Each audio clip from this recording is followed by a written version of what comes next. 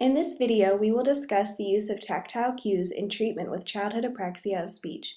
We will introduce the importance of cues and their possible benefits with this population. We will then demonstrate the use of these cues in conjunction with Strand's dynamic temporal and tactile cueing strategy. According to Blyle, touch cues draw a child's attention to production characteristics of sounds, typically the place of production. Touch cues were originally designed for children with oral motor dysfunction and are now being used in a wider variety of ways by SLPs. Touch cues often prove effective with preschoolers and school-age students. Some toddlers also respond well to touch cues, even though they may lack the cognitive maturation to identify places of production. Descriptions and demonstrations heighten a child's awareness of selected characteristics of speech. A demonstration accompanying the description might involve placing a piece of paper in front of the child's lips to show the sudden release of air for p, or gently pressing the child's lips together to show lip closure.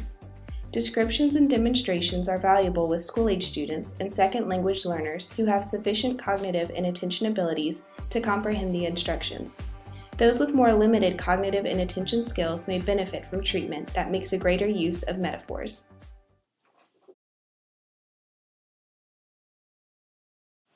So today I'm going to demonstrate all of Blyle's touch cues. Remember, the child should be encouraged to imitate these touch cues while the parent or caregiver is using them.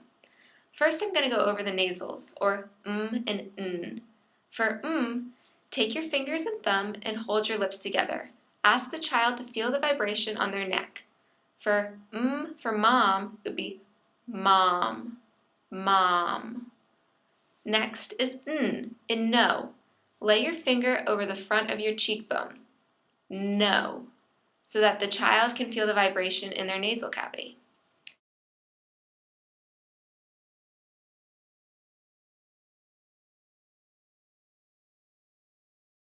Next, I'm going to go over the stops, or p, b, t, d, k, and g. The first one's p and b for pig and boy. You're going to lay your finger in front of your lips, like this. Pig, p, boy, so that your child can feel the airflow coming out of their mouth. Next, I'm going to go over t and d in toy or dog. For t and d, you will lay your finger above the top lip. T, d, for toy, dog. K and g, you're going to lay your finger at the uppermost part of your neck so that your child can feel the vibration in their neck. For cat, g for go.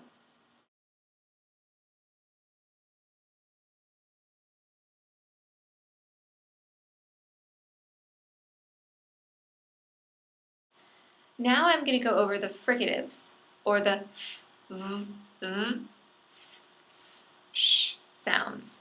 For f and v, as in fly or van, you would lay your finger below your bottom lip, like this. Fly, van. This helps your child remember that the airflow comes from the bottom lip down. Next is the f and v in thank and this. Place your finger in front of your lips to remind your child to protrude their tongue. So this, thank. Now I'm going to go over s in sit.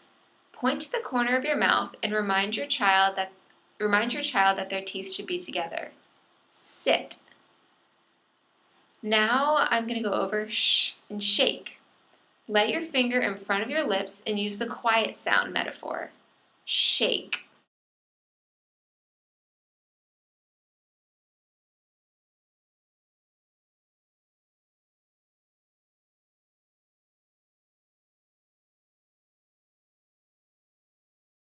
Now I'm going to go over the liquid sound of l in lake.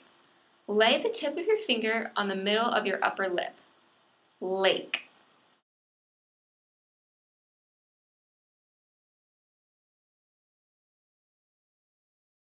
Finally, I'm going to go over diphthongs. A diphthong is a combination of two vowels.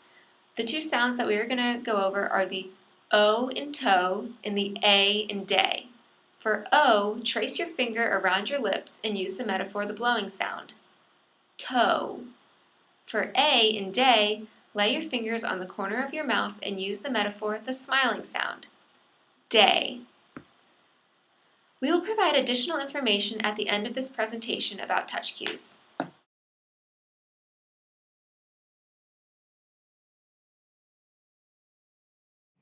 Dynamic temporal and tactile cueing, DTTC, is a strategy that is to be used for the treatment of childhood apraxia of speech. This strategy begins with a high level of support characterized by production of slowly spoken simple utterances simultaneously by both client and clinician, accompanied by visual and tactile cues. The simultaneous production is gradually faded, and cues are provided until they are no longer needed. The client then produces delayed repetitions of increasingly complex stimulus items. DTTC also allows the SLP to use tactile prompts or cues to facilitate correct jaw and lip positions for the initial articulatory configuration. Muscle memory is maximized by having the child maintain the postures for several seconds. Also, DTTC incorporates production of simple CVC target words, which are slowed down by elongation of the vowel to provide more time to achieve correct phonetic placement.